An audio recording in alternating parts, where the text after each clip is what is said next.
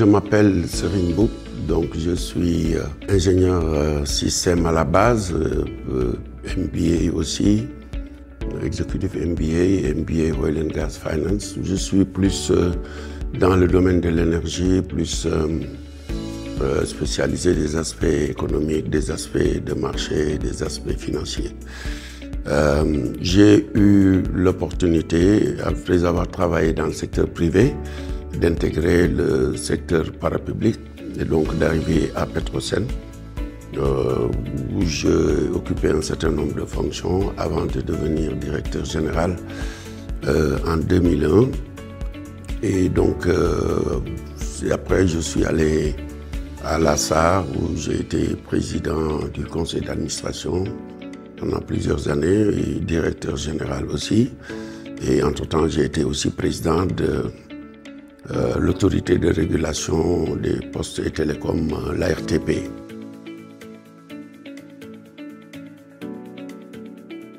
Pendant cette époque de Petrosen, nous avons eu à travailler à la suite des anciens directeurs généraux à la création de Petrosen en 1981, en particulier M. Samba Diouf et M. Ousmane Ndiaye, qui ont été ceux qui ont bâti l'histoire de Petrosen en recrutant tous les cadres qui sont par la suite devenus successivement des directeurs à Petrosen, mais aussi dans d'autres sociétés du secteur de l'énergie, dont le président Macky Sall est le plus illustre, comme vous le savez très bien. Et donc, à la suite de ça, j'ai travaillé dans le secteur, et pendant ces périodes, beaucoup de choses se sont passées à cause du dévouement d'équipes de cadres de très haut niveau, tous engagés pour la cause du pays et dans le seul souci et la foi ardente que notre pays avait un potentiel, que notre pays pouvait devenir un pays pétrolier, qu'on avait une législation et un code pétrolier qui a été révisé en 1998 déjà par le ministre Maguette Diouf qui avait initié cette réforme-là, et qu'avec ce code-là, il était possible justement d'attirer davantage de compagnies pour pousser l'exploration et donc conduire aux découvertes que nous avons, notamment dans l'offshore, la partie maritime donc du Sénégal, l'offshore profond, où il n'y avait pas beaucoup d'opérations. Et c'est à la suite de ces recherches que donc les découvertes sont intervenues en 2014 et 2016 pour des contrats, pour celui du pétrole, signés en 2004, donc pour montrer aussi les investissements qu'il a fallu faire pour ces compagnies pétrolières-là, mais aussi le temps que ça a pris pour conduire à ces découvertes. Et donc, c'est dans ces conditions que nous avons obtenu ces découvertes, et ces découvertes ont été le préalable de plusieurs décisions politiques, notamment pour créer un environnement qui soit propice à l'exploitation de ces ressources-là. C'est donc cette période-là qui a amené,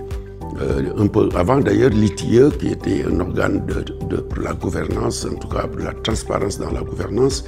mais aussi une révision du code pétrolier pour le rendre plus conforme au rang du Sénégal, tel que cela a été pensé, mais également la loi sur le contenu local dont on parlera, et qui sera au cœur des débats de la 5e table ronde que nous comptons organiser.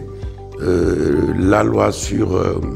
le partage des revenus, qui est pour moi un élément extrêmement important,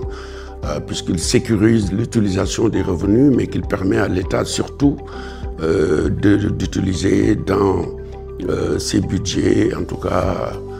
de façon plus optimum, les revenus avec des planifications budgétaires qui correspondent un peu plus à la réalité, puisqu'à chaque loi des finances initiales,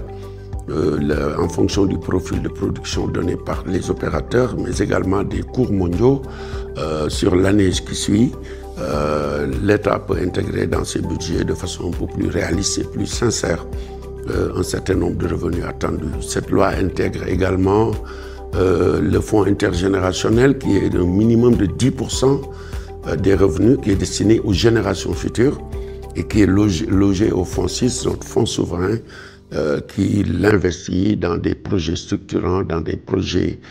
durables, dans des projets d'intérêt national et qui permettent donc dans l'avenir de sécuriser un certain nombre de revenus pour les jeunes, mais aussi de contribuer à bâtir un Sénégal plus prospère, un Sénégal plus développé donc, pour ces générations-là. Il y a évidemment les initiatives sur l'utilisation, notamment la production de l'énergie, avec le gas to power, qui permettrait de transformer les centrales Sénélec, la production à partir du fil en tout cas, qui est autour de 70% de l'existant au gaz. Il y a le code de l'électricité qui promeut justement l'initiative pour le secteur privé et dans le cadre du contenu local, ce qui a amené 2 centrales électriques que sont celles de Ndar Énergie pour 250 MW, mais aussi celle du Cap des Biches de West African Energy pour 300 MW. Et donc, c'est un pas important pour le secteur privé national dans la production indépendante d'énergie, puisque jusqu'à présent, les IPP qui sont là, les centrales étaient détenues pour la plupart par des compagnies étrangères. Il y a également la loi sur le gaz, le projet Gas to Industry qui promeut justement la transformation de ces ressources-là, le développement de nouvelles chaînes de valeur qui permettraient au Sénégal justement d'utiliser les revenus tirés du pétrolier pour développer son industrialisation, mais créer de nouvelles chaînes de valeur qui sont porteuses d'emplois, de richesses et donc de développement économique et social. Voilà les enjeux des découvertes et je pense que le Sénégal s'est doté de l'environnement institutionnel adéquat pour cela.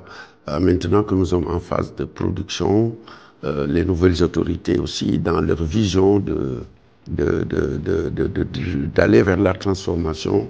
je pense que nous avons toutes les garanties pour que les immenses opportunités que nous pensons que le Sénégal a en sa possession puissent être matérialisées dans la vision 2050 qui est aujourd'hui le cadre de définition des politiques publiques au Sénégal.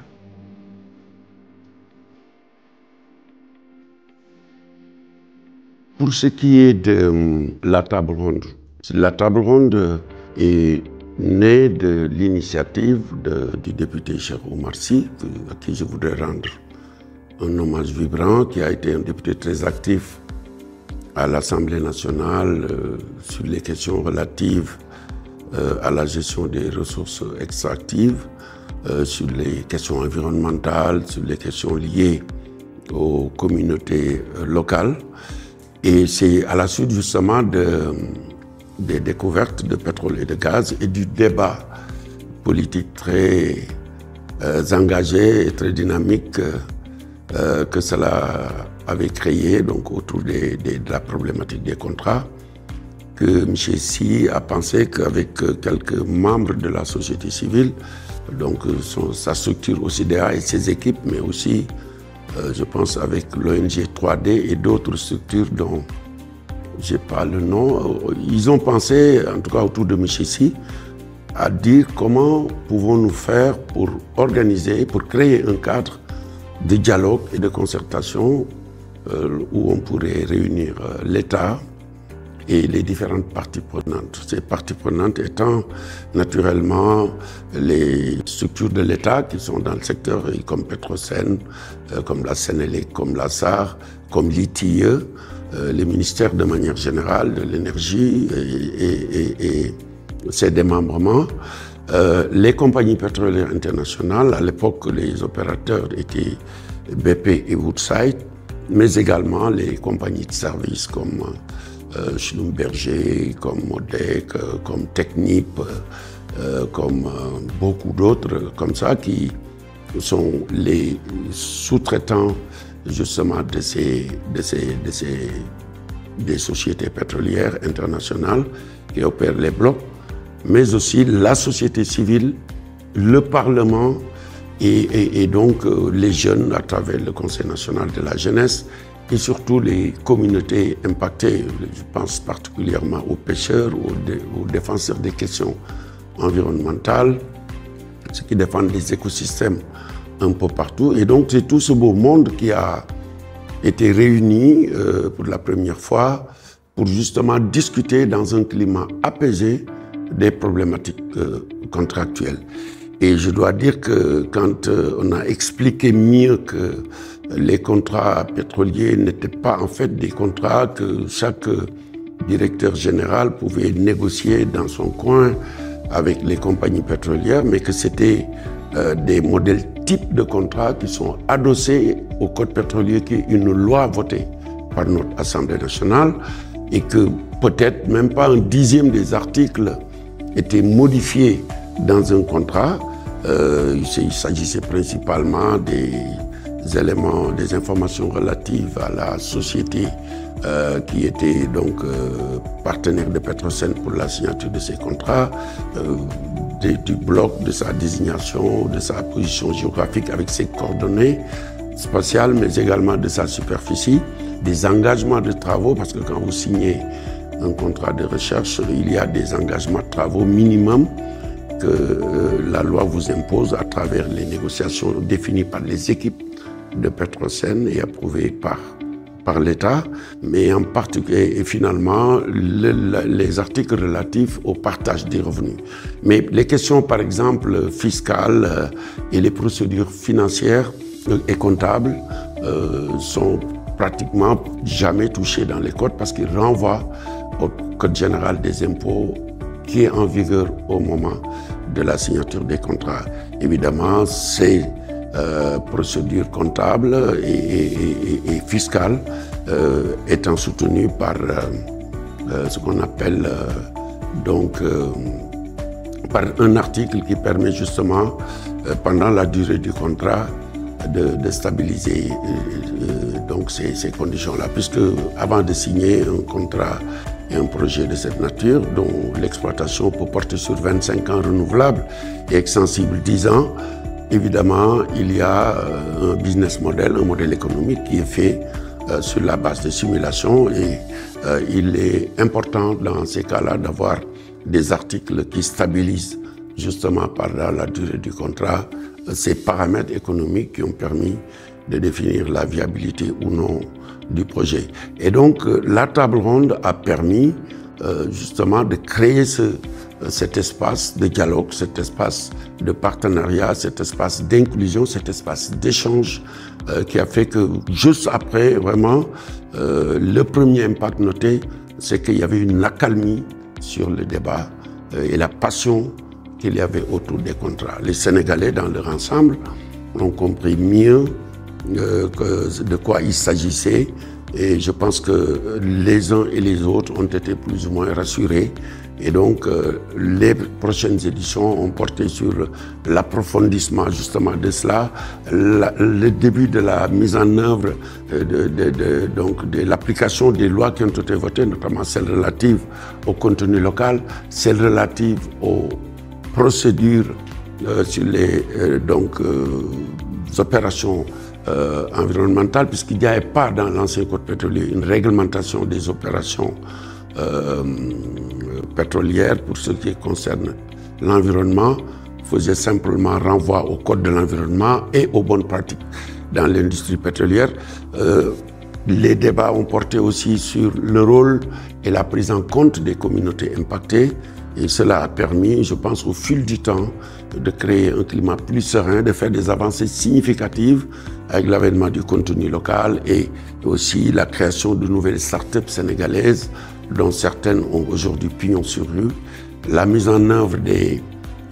mesures d'accompagnement dans le transfert de l'expertise avec tous les instruments de l'État comme la DPME, le bureau de mise à niveau, mais aussi le rôle et la mission des différents acteurs. On ne peut pas oublier évidemment la restructuration de Petrosen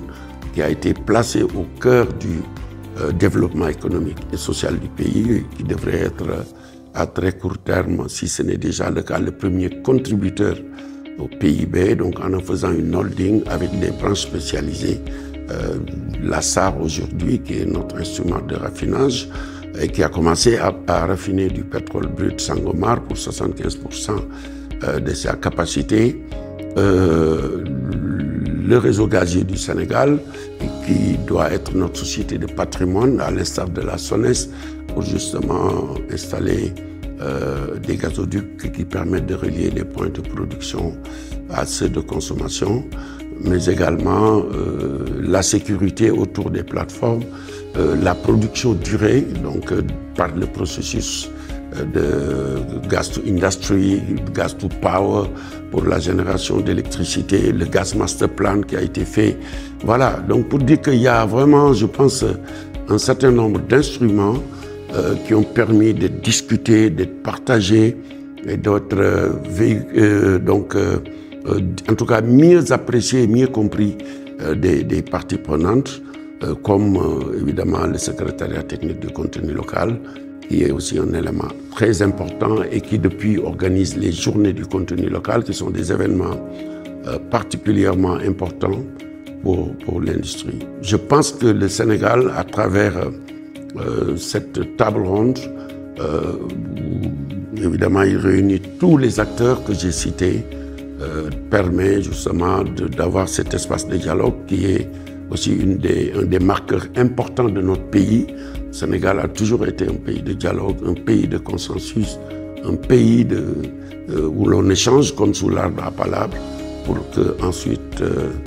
chacun puisse partir à la tâche avec le sentiment de comprendre les enjeux, le sentiment de travailler pour l'intérêt général, mais aussi le sentiment de travailler pour que notre pays progresse sous la bienveillance de l'État et de ses autorités. Alors, je ne veux pas dire que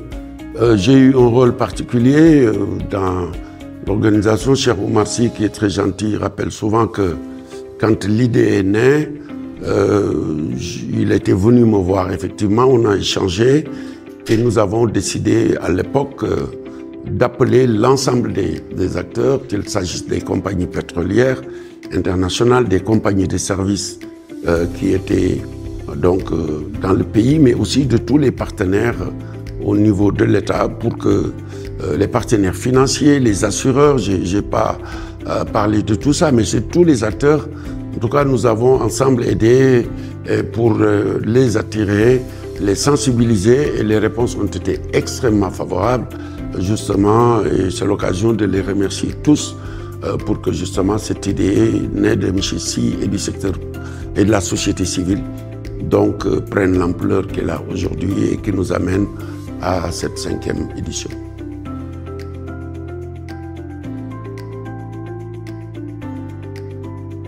Alors, la table ronde de cette année aura lieu les 8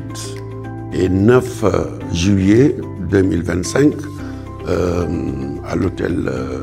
Noum ex-Radisson. Elle est présidée, la table ronde, par monsieur le ministre en charge du pétrole et des mines. Je dois dire que cette année, du fait de l'importance justement et du succès, en tout cas noté, et de l'ampleur de la table dans l'industrie pétrolière et gazière, monsieur le ministre a souhaité que l'on étende cette table ronde au secteur minier. C'est d'où la création de cette 2e journée, parce qu'elle se tenait sur une seule journée, qui sera exclusivement réservée aux mines. Puisque vous le savez, les mines sont constituent un secteur extrêmement important, le secteur extractif du phosphate, en passant par l'or, par les zircons et par toutes les autres ressources dont dispose notre pays. Et donc les problématiques étant similaires, les impacts sur les communautés, le rôle de l'État, le rôle de notre société nationale, la SOMISEN,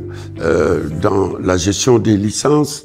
les impacts environnementaux, les impacts sociaux, la création de chaînes de valeur, mais aussi d'emplois, de richesses. Et donc c'est toutes ces choses, les problématiques de cohabitation avec les communautés impactées et la gestion de leurs problématiques. Donc c'est tout ça qui a fait qu'on a, cette année, sur instruction des autorités, notamment de Michel le ministre, inclus une journée qui sera dédiée aux mines. Et de façon plus large, ce sera une table ronde sur la gestion des ressources minérales, où on pourra discuter, encore une fois, de beaucoup de choses. Et beaucoup de choses aujourd'hui, parce que le paradigme dans lequel nous sommes aujourd'hui correspond au début de l'exploitation, puisque malgré tout ce qui a pu se dire ou se faire, il n'y avait pas d'exploitation, donc il n'y avait pas d'économie, il n'y avait pas de revenus. Tout ce qui a été fait l'a été par les volontés politiques, par la volonté de définir un cadre qui puisse accueillir justement cette période de production, de début de l'exploitation et donc d'implémentation de toutes ces politiques qui ont été pensées. Comment nous allons éprouver le contenu local qui a déjà quelques années d'exécution, comment on peut l'évaluer, comment on peut faire pour qu'il corresponde plus aux attentes, comment on peut faire pour lui régler ces problématiques de financement, ces problématiques de compétences, ces problématiques de mise à niveau de l'expertise, ces problématiques de gestion des startups, puisque la plupart sont des sociétés très jeunes, et donc comment on peut faire pour créer un cadre propice, en tout cas pour qu'elles puissent se développer et porter tous les espoirs. Discuter de la nécessaire transformation de nos ressources qui correspondent aussi à tel que cela a été pensé, puisque le gas to industry, le gas to power, la production durée et tout ça rentrait parfaitement dans cela. Les nouvelles autorités, nos nouvelles autorités, dans la vision 2050 qui promeut la transformation et la valorisation des ressources locales, aussi intègrent parfaitement cela. Maintenant, c'est le début et l'opportunité pour mettre ça en œuvre. Comment nous pouvons faire tous pour permettre à l'État, avec ses partenaires, le secteur privé national qui sera là-bas, les partenaires financiers, notamment les banques, les assureurs, les partenaires au développement, les partenaires bilatéraux et multilatéraux, parce que toutes ces personnes sont invitées, évidemment, autour de l'ITIE, qui est le gendarme de la transparence. Comment nous pouvons faire justement pour que dans un élan global, nous puissions regarder les contraintes à lever pour l'État, les efforts à faire par les compagnies, la nécessaire volonté et l'engagement du secteur privé national à mettre ses ressources, son savoir-faire, ses expertises au service de cette vision pour que justement le Sénégal bénéficie des impacts de ces ressources de la façon la plus large, la plus inclusive, mais aussi la plus durable possible.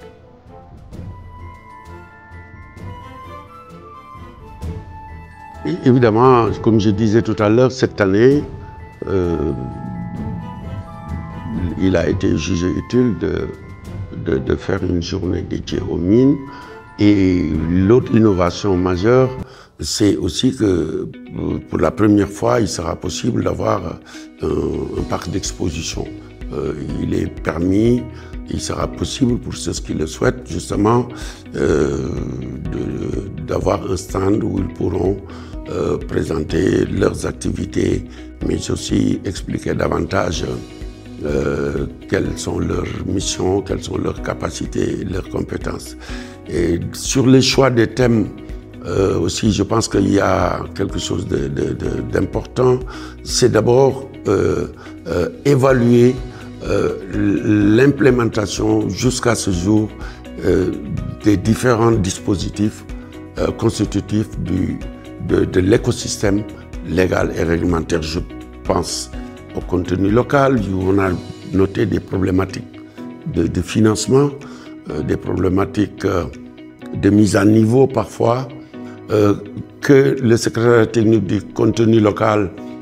qui est donc le gendarme justement en matière d'application de la loi sur le contenu local,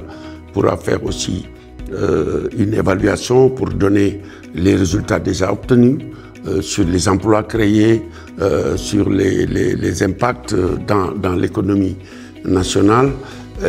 Il sera aussi fait point des grands projets qui sont dans le circuit au niveau de l'État, mais aussi quelque part au niveau du secteur privé. La SAR 2.0 qui est un projet important qui devra faire migrer notre outil de raffinage à un autre niveau. L'ambitieux programme du réseau gazier du Sénégal qui a été pensé, qui a fait l'objet déjà de création, de dotation de personnalités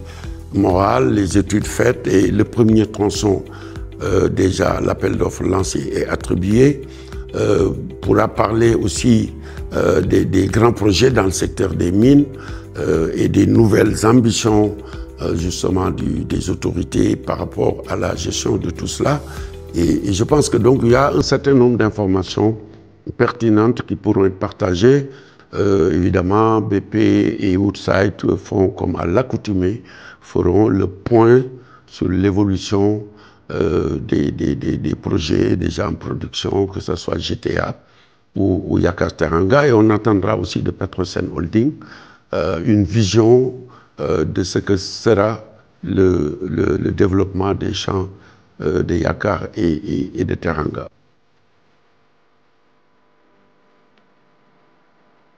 Voilà, donc c'est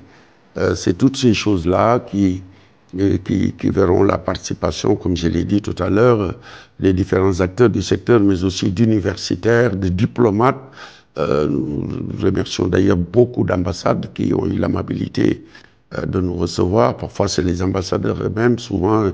avec leurs services et départements économiques, des grandes sociétés qui opèrent dans tous les secteurs, que ce soit minier ou oil and gas, mais également de la société civile, des partenaires financiers, je l'ai dit tantôt, ce soit les assureurs, l'Association des assurances du Sénégal, les banquiers, mais également tout ce qui est partenaire au développement, les institutions de financement qui pourront nous accompagner dans ces débats riches et qui nous permettront, je l'espère, de sortir avec une feuille de route basée sur du vécu, mais basée sur aussi une vision partagée, basée sur un consensus réaliste et réalisable et qui permettra de faire du Sénégal le hub industriel sous-régional que nous pensons qu'il est possible d'être fait, puisque nous en avons la position géographique, la stabilité, la sécurité, les ressources humaines, la volonté politique et le cadre institutionnel approprié, mais également les ressources humaines et donc que le secteur privé national, en tout cas, joue pleinement son rôle dans le développement de ce contenu local qui est pour moi le véhicule par lequel le secteur privé devra donc se doter des moyens de créer de nouveaux champions ou d'en consolider pour que l'industrie sénégalaise et donc son développement économique et social se porte au mieux.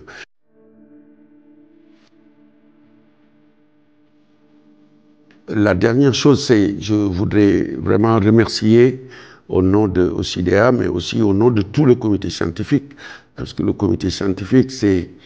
beaucoup de personnalités du monde universitaire, du monde des affaires, de la société civile, mais aussi des autorités étatiques de tous les démembrements de l'État qui sont dans le secteur et des compagnies industrielles privées intervenant dans le secteur, pour l'excellent travail qui a été fait et qui continue d'être fait. Les équipes de OCDEA, d'ONG 3D, de IBP et d'autres partenaires de la société civile pour leur mobilisation. Et mention particulière à M. le ministre du pétrole, des mines et des énergies